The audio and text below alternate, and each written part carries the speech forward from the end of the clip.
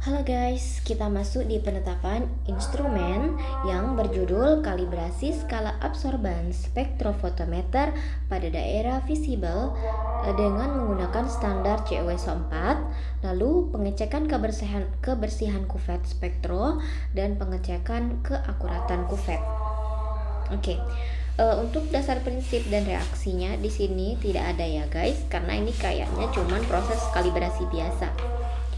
Terus, untuk yang pertama, kalibrasi skala absorbansi dengan larutan CuSO4.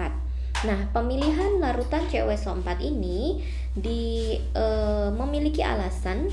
Pertama, panjang gelombang dari CuSO4 ini lebar. Jadi, range panjang gelombangnya lebar,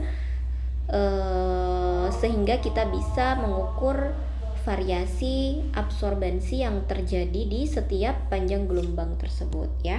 Dalam hal ini ada 600, 650, 700 dan 750. Jadi lumayan lebar ya, sehingga dari keempat panjang gelombang ini bisa kita ukur absorbansinya gitu.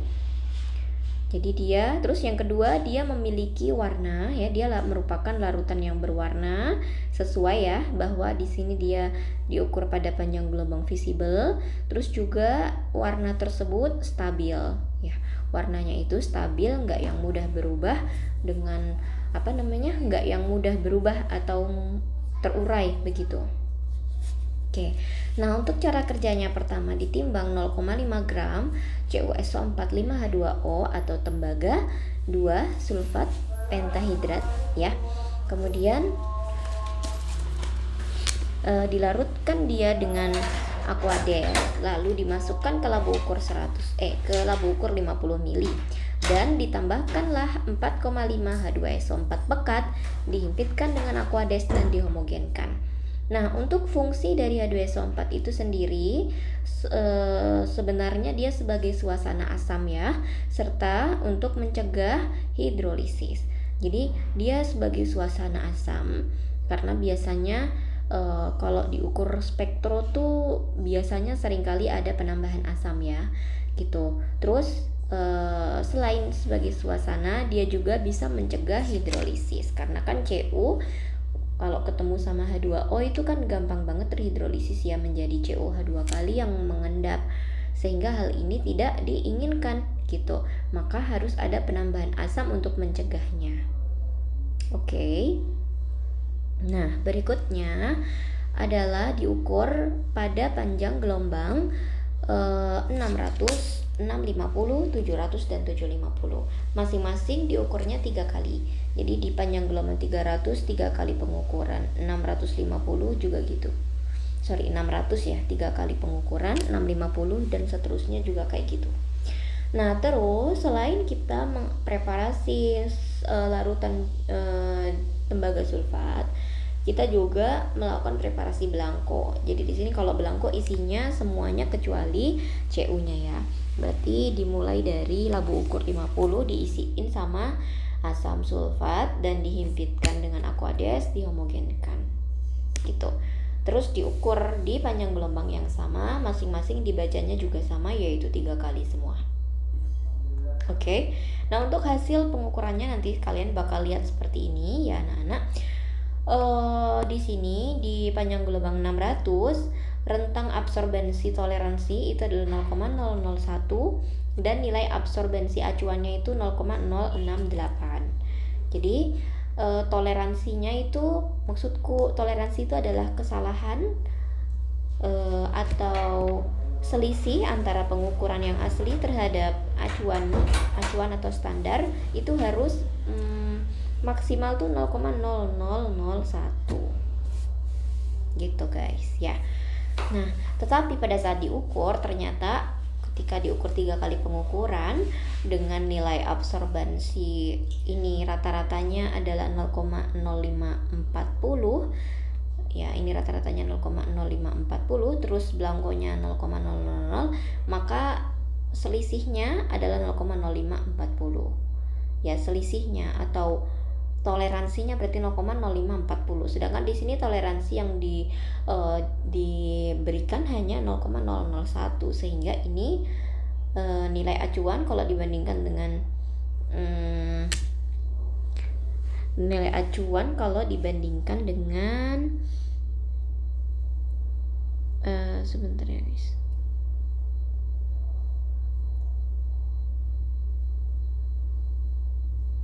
Oke, nilai acuan 0,001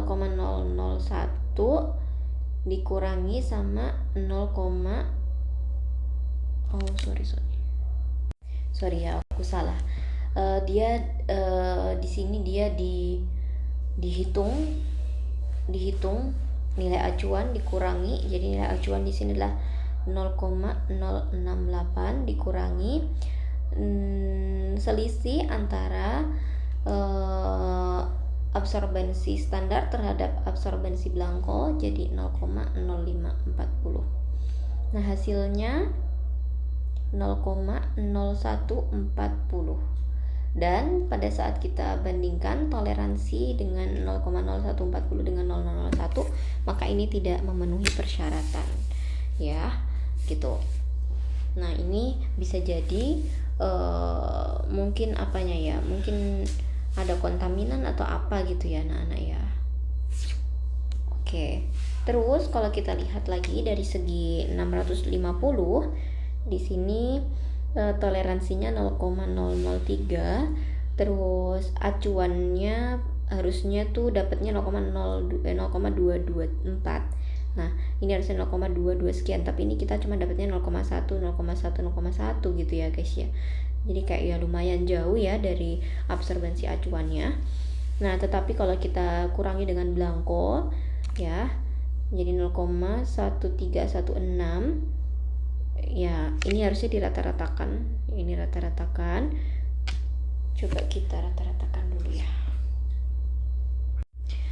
Nah, setelah dirata-ratakan hasil pengukuran absorbensi standar COSO4 di 650 nanometer itu 0,1315. Nah, terus habis itu guys, karena di sini belangko ternyata memberikan serapan 0,06, jadi ini harus dikurangi ya, supaya apa? Ya, karena belangko di sini sebagai faktor koreksi. Jadi kita koreksi adanya kesalahan yang terbaca oleh belangko, yaitu 0,006. Ini tinggal dikurangi 0,006. Hasilnya adalah 0,1308. Ya, 0,1309 gitu ya. Terus nanti jangan lupa untuk toleransinya, berarti nanti dikurangi hasil praktikum, ini hasil praktikum kita dikurangi dengan hasil acuan absorbensi acuan yang seharusnya, yaitu ya berarti 0,1309 dikurangi sama 0,224. Hasilnya adalah negatif, oh ya, yang besar kurang yang kecil ya, 0,0931. 0,0931, dan di sini lumayan jauh ya, maksudku tidak memenuhi persyaratan gitu guys ya. Dan seterusnya dihitungnya seperti itu. Kayaknya ini nggak ada yang memenuhi persyaratan ya gitu. Nanti kalian bisa searching untuk penyebabnya apa kira-kira, kenapa nilai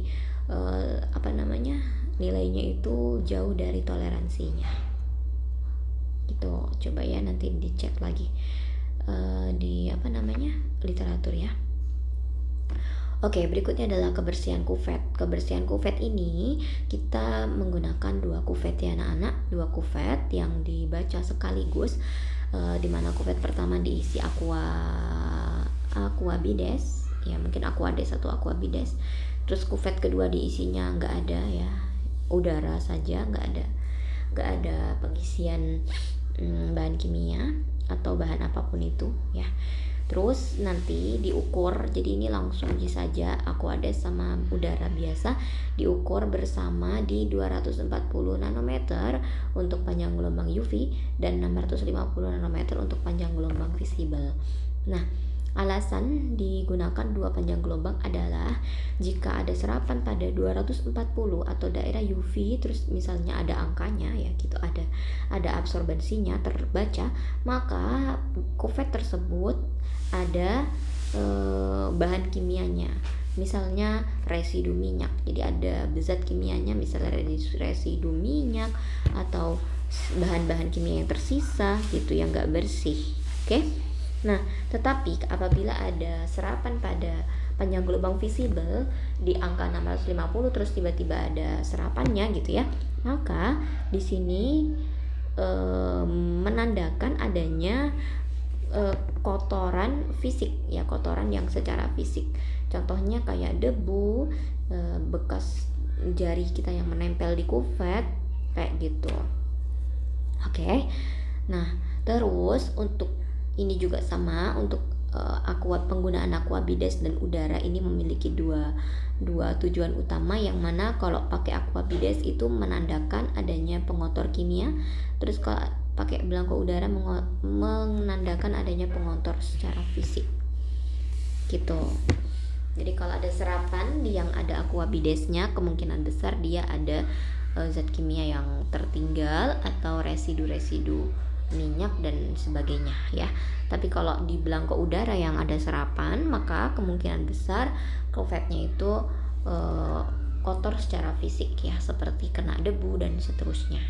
Nah, terus pada saat pengukuran nanti diputar 180 derajat kuvetnya, supaya apa? Supaya tahu atau supaya terbaca pada dua sisi gitu. Jadi nggak yang cuman salah satu sisi yang dikenai sinar, tetapi sisi satunya lagi juga dikenai sinar gitu guys. Jadi itu gunanya untuk diputar 180 derajat.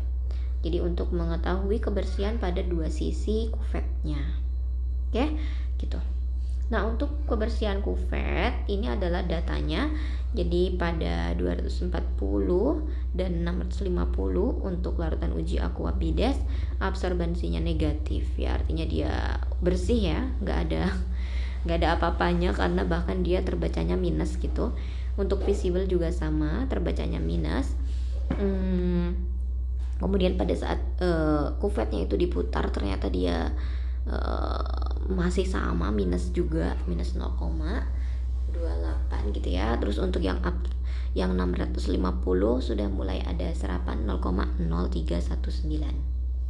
Nah, terus untuk acuan maksimal serapan yang boleh terbaca itu untuk yang 240 0,093.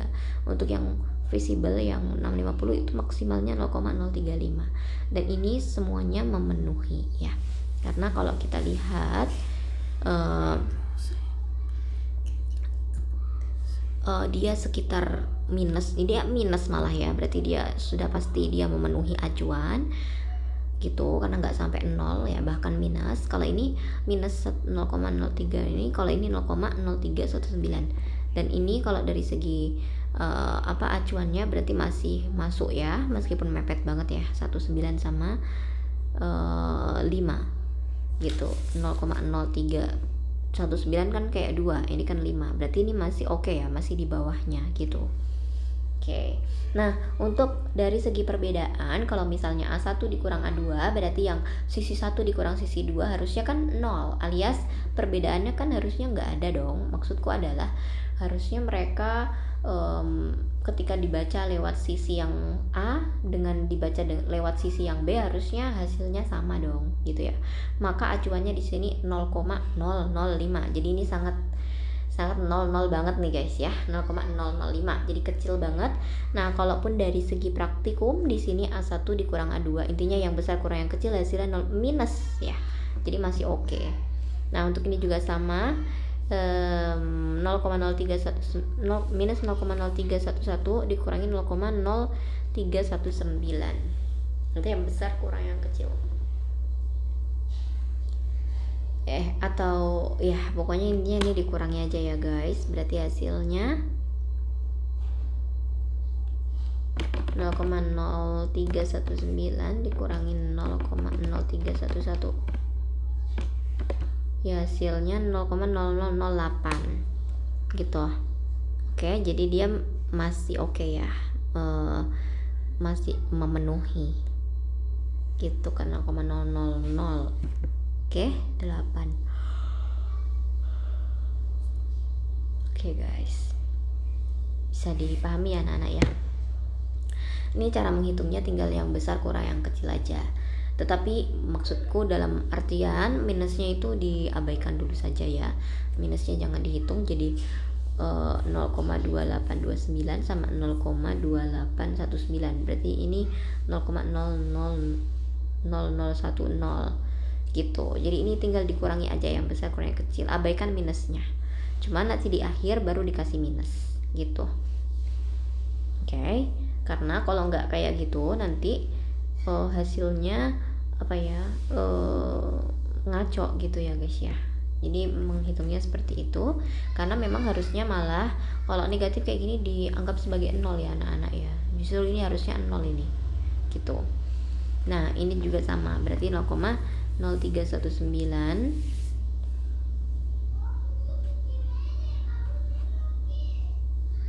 sama 0,0311. Ya ini tinggal dikurangi aja gitu.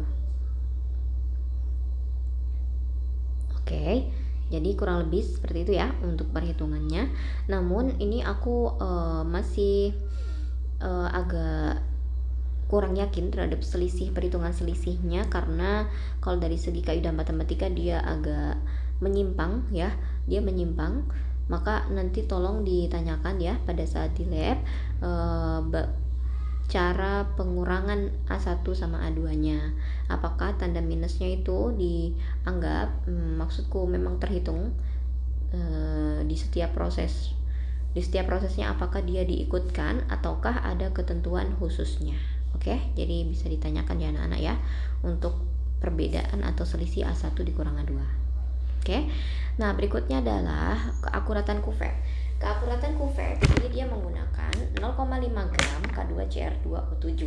Nah, alasan penggunaan K2Cr2O7 atau kalium dikromat ini karena kita kan ingin tahu seberapa akurat ini kuvertnya, betul ya? Berarti kita ingin tahu pembacaan dia di panjang gelombang maksimum itu gimana nih, sesuai dengan standar atau enggak nih, benar atau enggak nih gitu. Artinya adalah kita harus memiliki satu panjang gelombang yang jelas, yang spesifik. Nah, penggunaan K2Cr2O7 salah satunya gara-gara ini. Karena apa? Karena kalium dikromat memiliki puncak spektrum yang jelas dan spesifik. Artinya adalah di panjang gelombang segitu itu memang real K2Cr2O7 saja yang terbaca gitu, sehingga dipastikan tidak ada golongan lain atau senyawa lain yang ikut terbaca gitu guys, sehingga kita bisa menentukan akurat tidaknya suatu kuvert. Ngerti ya gitu, karena memang spesifik buat dia saja, makanya kita bisa menentukan keakuratan kuvertnya gitu ya. Karena kalau dari segi panjang gelombang sudah spesifik, jadi kalau kita mau menyalahkan kayaknya ada deh yang terserap lagi selain K2Cr2O7, nah kita nggak bisa menggunakan statement itu. Kenapa ya? Karena yang terukur itu secara teori ya dia saja sebenarnya gitu guys, makanya digunakanlah K2Cr2O7 ini. Oke, nah terus nanti dilarutkan dia dengan Aquades, dimasukkan ke labu ukur. Tapi ini aku nggak tahu di cara kerja itu nggak ada dimasukin ke labu ukurnya, jadi nanti bisa dicek lagi ya di lab apakah dimasukkan ke labu ukur atau bagaimana gitu. Tapi harusnya dimasukin ke labu ukur ya, dan juga volumenya labu ukur yang berapa mili itu nggak tahu juga.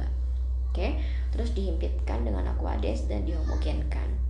Oke, nah kalau sudah nanti dari labu ukur tersebut dituang ya ke kuvert, di 2 kuvert sekaligus ya. Ini kuvertnya 2 yang berbahan sama, jadi 2 bahan yang 2 kuvert yang bahannya sama. Kalau di ini laporan ini dia menggunakan bahan gelas, jadi dia menggunakan bahan kuvert kaca atau gelas. Oke, jadi kita ngambil kuvert kaca itu sebanyak 2 sekaligus yang kita isi dengan larutan yang dari labu ukur ini tadi. Terus habis itu nanti tinggal dibaca di panjang gelombang 365 nanometer gitu guys ya. Kalau misalnya kalian nanti mau pakai kuvertnya yang berjenis kuarsa, berarti kalian gunakan panjang gelombang yang agak berbeda, yaitu 240 nanometer Oke. Nah, terus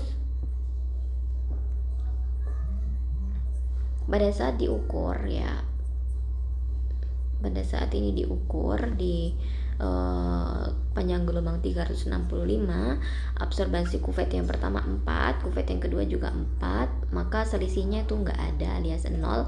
Acuan maksimalnya itu selisihnya itu 0,03, tapi ini 0G, jadi dia oke. Ya, jadi kuvetnya ini akurat gitu ya. Oke, jadi dipastikan cuman K2CR2O7 yang terserap pada area ini ya. Pada absorbansi di kulit kuvet 1 maupun kuvet 2 ininya nilainya sama. Oke, gitu guys, sehingga akurat deh gitu, karena kedua-duanya memberikan respon yang sama alias perbedaannya betul-betul 0, dan untuk acuan maksimal cuma 0,003 tapi dia aman ya, sehingga dia oke atau akurat. Kuvet yang digunakan tersebut akurat. Oke, itu ya anak-anak ya.